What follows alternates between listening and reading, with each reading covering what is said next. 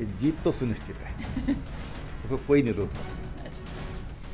हरिद्वार इस लोकसभा सीट पर कई सारे नामों की चर्चाएं चल रही थी, आपका भी था, पौड़ी से भी चल रहा था कि हो सकता है वहां से भी आपको मिले या हरिद्वार से भी मिले, लेकिन आखिरकार जो तलाश खत्म हुई है वो आप पर हो गई है हरिद्वार की।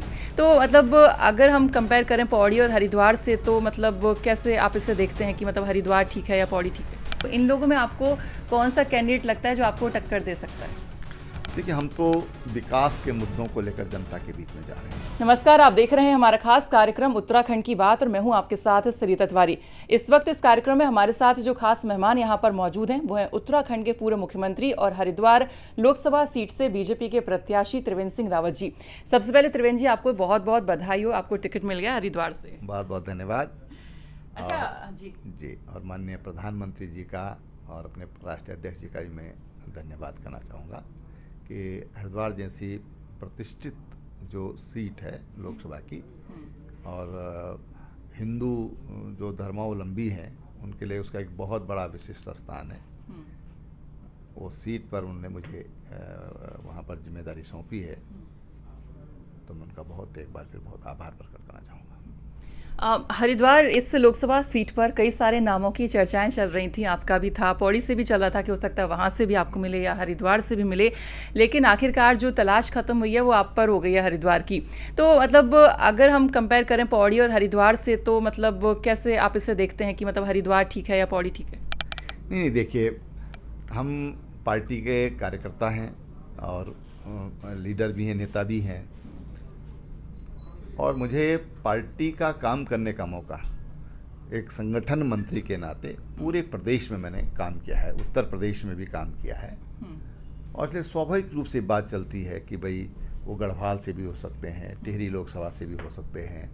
हरिद्वार तो मेरा कर्म क्षेत्र है। मैं 2002 में जब पहली बार विधायक बना तो हरिद्वार लोकसभा का ही वो एक हिस्सा है, और वो एक विधानसभा, उस लोकसभा की एक विधानसभा है। जनता का प्रेम है, पौड़ी मेरा जन्म स्थान है, और हरिद्वार लोकसभा मेरा कर्म स्थान है, कर्म भूमि हो गई। कर्म भूमि हो गई, और मुख्यमंत्री के नाते भी मुझे वहाँ पर काम करने का मौका मिला। कृषि मंत्री के नाते, हॉर्टिकल्चर मिनिस्टर होने के नाते मुझे काम करने का मौका मिला। और जो हरिद्वार लोकसभा है वो एक तरह से कृषि प्रधान है, उद्योग तो वहाँ पर बाद में स्थापित हुए, और आज भी वहाँ पर बड़ी संख्या में हमारे जो किसान हैं वो वहाँ पर आज भी वहाँ पर खेती का काम करते हैं। तो तमाम हमने जो खेती के लिए जो मैंने काम अपने मुख्यमंत्री काल में, मंत्री काल में जो भी काम किए, मैं समझता हूँ कि अगर मैं कहूँ तो उसका जो बड़ा बड़ा बेनिफिट हुआ है वो हरिद्वार और उधम सिंह नगर ज़िले में हुआ है, क्योंकि हमारे मुख्य कृषि के जनपद वही है। थोड़ा बहुत नैनीताल ज़िले में है, जो तराई है, वहाँ पर ये सब होता है। तो एक स्वाभाविक रूप से जब वहाँ पर कोई काम होते हैं तो लोगों को अच्छा लगता है, तो उनको लगता है भाई यहाँ से प्रत्याशी हो सकते हैं। और हमेशा जब जो जनप्रतिनिधि होते हैं पब्लिक की डिमांड पर होते हैं। हम तो हर किसी को यही कहते हैं कि भाई आप चुनाव लड़ना चाहते हो तो पब्लिक डिमांड क्रिएट कीजिए। तो पब्लिक चाहती है, इसलिए इस तरह की बातें चली हैं। एक जन्मस्थान है, जन्मभूमि है, एक कर्म भूमि है। आपकी कर्म भूमि है, और डोईवाला क्षेत्र जो विधानसभा है हरिद्वार लोकसभा में ही आता है, और 3 बार आप वहाँ से विधायक रहे हैं। तो आपको लगता है कि इसका बेनिफिट चुनाव में मिलेगा, क्योंकि वहाँ पर लोग आपको पसंद करते हैं? उस क्षेत्र की बात करें निश्चित रूप से, क्योंकि जब जनता से जितना ज़्यादा टच होता है तो उतना जनता से अपनत्व बढ़ता चला जाता है। और उसी में से मैंने जो बात कही कि डिमांड क्रिएट कीजिए, कि जनता कहे कि भाई ये होना चाहिए, तो निश्चित रूप से हमारा बहुत गहरा संबंध है वहाँ पर। और तमाम काम हमने, चाहे कृषि का क्षेत्र हो या फिर इंफ्रास्ट्रक्चर का क्षेत्र हो, कुंभ का जैसा काम रहा हो, कोरोना काल हो, वहाँ पर मेडिकल, एक मेडिकल कॉलेज हरिद्वार में, जगजीतपुर में हमने, मुझे सौभाग्य मिला खोलने का। उसी लोकसभा में एक सीपेट जैसा सेंटर, नेशनल लॉ यूनिवर्सिटी, और एक जच्चा बच्चा कैंसर का सुपर स्पेशलिटी हॉस्पिटल जो 200 बेड का है। ये तमाम ऐसी चीज़ें हैं कि जो बड़े, जिनको हम लैंडमार्क वर्क कह सकते हैं, उस विधानसभा में मुझे काम, लोकसभा में मुझे काम करने का मौका मिला।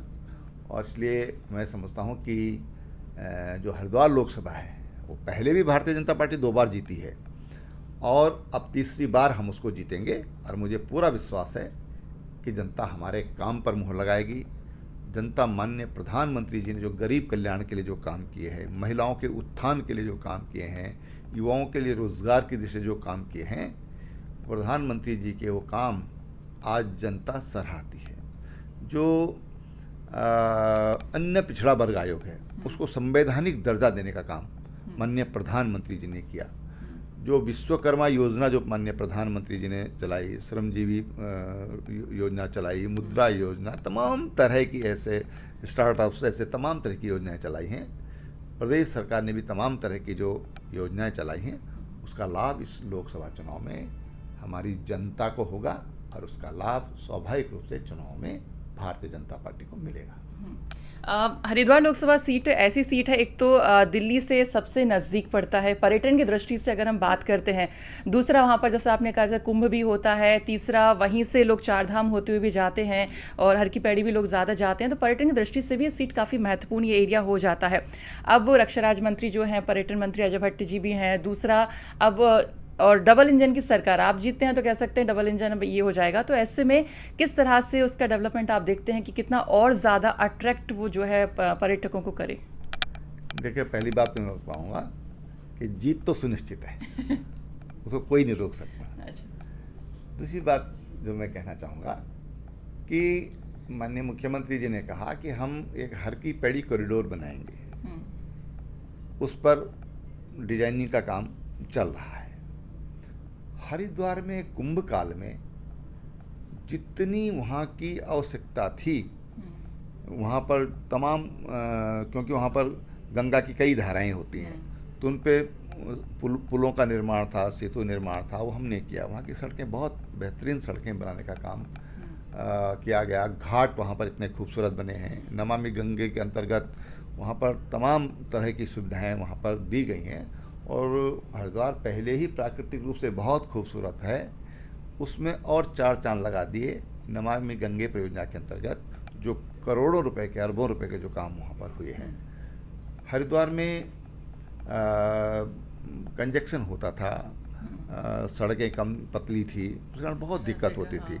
आप ये देखेंगे कि ये सड़कें कब बनी, जो फ्लाईओवर्स बने कब बने, कई वर्षों से जो काम रुके हुए थे उन कामों को इस दौरान अंजाम तक पहुंचाने का काम किया गया। और इस दृष्टि से हरिद्वार की खूबसूरती, जो हरिद्वार में जो एक प्रसिद्धि थी कनखल की, कि जहाँ पर माता जो पार्वती थी वो सती हुई थी, सती घाट भी बोलते हैं, सती कुंड भी वहाँ पर है, लेकिन कभी उसको संवारने की किसी ने कोशिश नहीं करी।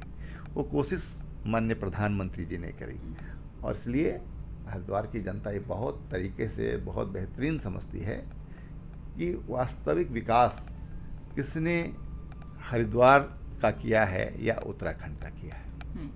दूसरा, अगर हम हरिद्वार में अगर बाकी जो पार्टियां उनकी बात करें, कांग्रेस की बात करें, उनके प्रत्याशी हालांकि भी घोषित नहीं किए गए हैं, तो मान लीजिए ये हरक सिंह रावत या हरीश रावत जो इनमें से किसी को उतारते हैं। दूसरी तरफ सुनने में आ रहा है कि उमेश कुमार निर्दलीय वहाँ से खड़े हो सकते हैं। तो इन लोगों में आपको कौन सा कैंडिडेट लगता है जो आपको टक्कर दे सकता है? देखिए, टक्कर तो तब माना जाए कि कोई हालात में हो, इसलिए टक्कर की कोई बात ही नहीं है।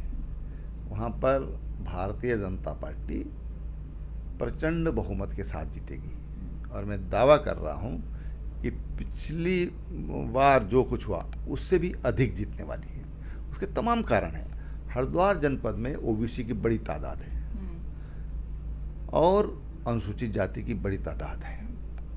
उनके बीच में भारतीय जनता पार्टी की सरकारों ने बहुत काम किया है।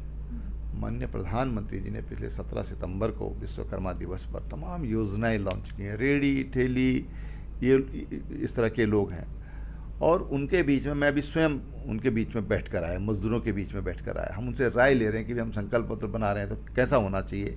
तो एक गरीब आदमी बेचारा वो भी अपनी तरफ से कोई सुझाव दे रहा है, अपनी समस्या को लिख कर दे रहा है, तो उसको लग रहा है कि यार हमको पूछ रही है भारतीय जनता पार्टी, प्रधानमंत्री हमको पूछ रहे हैं, तो वो हम हार्ट टू हार्ट उनसे बातचीत कर रहे हैं, उनसे संपर्क कर रहे हैं, तो निश्चित रूप से उसका लाभ ये होगा, वो भारतीय जनता पार्टी की तरफ आएगा जो अन्य पिछड़ा वर्ग आयोग है उसको संवैधानिक दर्जा देने का काम नरेंद्र भाई मोदी की सरकार ने किया है।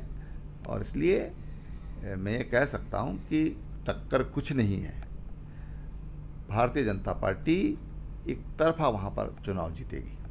ठीक है, अगर हम इस लोकसभा चुनाव में मुद्दों की बात करें, बड़े बड़े जो मुद्दे हैं वो क्या कुछ लेकर आप लोग मैदान में उतर रहे हैं? देखिए, हम तो विकास के मुद्दों को लेकर जनता के बीच में जा रहे हैं। पहले तमाम तरह के इमोशनल इशू चलते हैं, कई बार झूठे भी इशू होते हैं, लेकिन भारतीय जनता पार्टी जो उपलब्धियां, चाहे केंद्र सरकार हो चाहे राज्य सरकार हो, जो उपलब्धियां उत्तराखंड को में हुई हैं, देश में हुई हैं, और क्योंकि पढ़े लिखे लोगों की कॉन्स्टिट्यूएंसी है ये, जो देश के बारे में विचार करते हैं, देश अंतर्राष्ट्रीय मंच पर किस ढंग से अपना प्रदर्शन कर रहा है उस पर करते हैं। तो हमारे पास चाहे अंतर्राष्ट्रीय मंच हो, डिप्लोमेटिक स्तर पर कोई बातें हों, या फिर डेवलपमेंट, देश की जीडीपी का इश्यू होगा, तो इस सारे इश्यूज़ को लेकर के हम जनता को बताएंगे, वहाँ के प्रबुद्ध लोगों को जो उनसे संबंधित है उनको बताएंगे, गरीबों के लिए क्या क्या उनको बताएंगे। तो हम अपनी उपलब्धियों के आधार पर जनता के बीच में जा रहे हैं, और निश्चित रूप से जनता इस चीज़ को स्वीकार करती है। आजकल हमारे जो मुख्यमंत्री जी हैं वो तमाम गरीब लोगों को मिल रहे हैं, गरीब कल्याण की जो योजना है उनको मिल रहे हैं। अब आप देखिए, आयुष्मान योजना है जिसमें लगभग हमारे 5,37,000 परिवार कवर होते हैं उत्तराखंड में, 23 लाख कुछ परिवार उत्तराखंड में हैं। जब मैं मुख्यमंत्री था तब हमने एक और योजना चलाई, वो थी अटल आयुष्मान उत्तराखंड योजना, और उसमें हमने हर परिवार को लाभार्थी बना दिया है।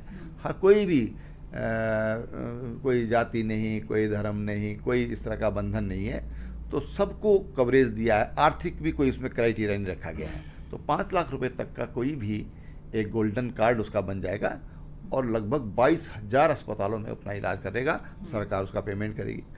तो जो तमाम जो लोग जो उसका लाभ ले रहे हैं, तो उसका भी इस चुनाव में हमको फ़ायदा होगा। उन सारी चीज़ों को हम जनता को बताएंगे। और दूसरा, खबरें चल रही हैं कि आप जो है 4 साल करीब जो सीएम रहे हैं, और उसके बाद अब जाके आपको टिकट मिला है, तो आप चुपचाप इस बीच अपना जो है काम करते रहे हैं, तो ये कह सकते हैं वनवास का फल मिला है, ऐसा लोग कह रहे हैं। वनवास में तो फल ही फल होते हैं, और नेचुरल प्राकृतिक फल होते हैं, बिल्कुल ऑर्गेनिक से भी आगे की कंडीशन होती है, फॉरेस्ट प्रोडक्ट जिसको कहते हैं। तो वो मिला है, वो तो बहुत ही स्वास्थ्यप्रद होते हैं, बहुत ही लाभप्रद होते हैं। तो मैंने 3 सालों खूब खाए हैं, खूब खुशी है, खूब खुशी से 3 वर्ष बिताए हैं। मैं तो वनवास नहीं कहता उसको, मैं ये भी मानता हूँ कि ये आत्मनिरीक्षण का भी समय होता है, अपने पराये का भी बोध होता है। तमाम चीज़ें मुझ में क्या कमी थी, ऐसी क्या बात थी, तो तमाम एक आत्मावलोकन, आत्मलोचन और अपने परायों का भी ज्ञान इस दौरान हुआ है। तो मैं समझता हूँ कि बहुत अच्छा समय था ये 3 वर्ष। मुझे जो मैंने अनुभव पहले नहीं लिए, वो अनुभव मैंने इस दौरान लिए, और वो मेरे के लिए भविष्य के लिए सीख बनी है। हरिद्वार की जनता से आप क्या कहना चाहेंगे? आप क्योंकि प्रत्याशी अब चुने गए हैं और बहुत ही कम समय है, प्रचार प्रसार के लिए समय ही बहुत ही कम बचा हुआ है, तो ऐसे में कुछ अगर कहना चाहें उससे। देखिए, हम जनता के बीच में जा रहे हैं, और जनता के बीच में हम उपलब्धियों को लेकर जा रहे हैं, लेकिन हरिद्वार की जनता को मैं कहना चाहता हूँ कि इस बार आपको विकसित भारत के लिए मतदान करना है। एक ऐसा भारत जो समृद्ध भारत होगा, आर्थिक रूप से मजबूत होगा, जहाँ नारियों का सम्मान होगा, युवाओं के लिए रोजगार होगा, देश दुनिया के पटल पर जो $5 ट्रिलियन की अर्थव्यवस्था के लिए आपको मतदान करना है। भारत की जिस तरह से तेजी से अर्थव्यवस्था बढ़ रही है, और माननीय प्रधानमंत्री जी जिस तरीके से देश के लिए काम कर रहे हैं, और विशेषकर मैं समझता हूँ कि गरीबों के लिए और महिलाओं के लिए, उनके लिए जिस तरह से वो काम कर रहे हैं, आप उसको ज़रूर देखें, उसको समझें, और एक बार फिर माननीय प्रधानमंत्री जी को एक मौका और दें, विजयी बनाएं, और नरेंद्र भाई मोदी के नेतृत्व में एक बार फिर देश की सरकार चले। चलिए, बहुत बहुत शुक्रिया उत्तराखंड तक से बातचीत के लिए। धन्यवाद। तो ये थे हमारे साथ उत्तराखंड के पूर्व मुख्यमंत्री और हरिद्वार लोकसभा सीट से बीजेपी के प्रत्याशी त्रिवेंद्र सिंह रावत जी, जिनसे हमने बातचीत की और उन्होंने कहा कि इनकी जो पार्टी है विकास के मुद्दों को लेकर यहाँ पर चुनावी मैदान में उतर रही है। साथ ही साथ हरिद्वार की जनता से भी उन्होंने जो वादे किए हैं उम्मीद करते हैं वो जरूर पूरे होंगे। फिलहाल इसी के साथ इतना ही, लेकिन बाकी खबरों के लिए आप देखते रहिए उत्तराखंड तक। नमस्कार।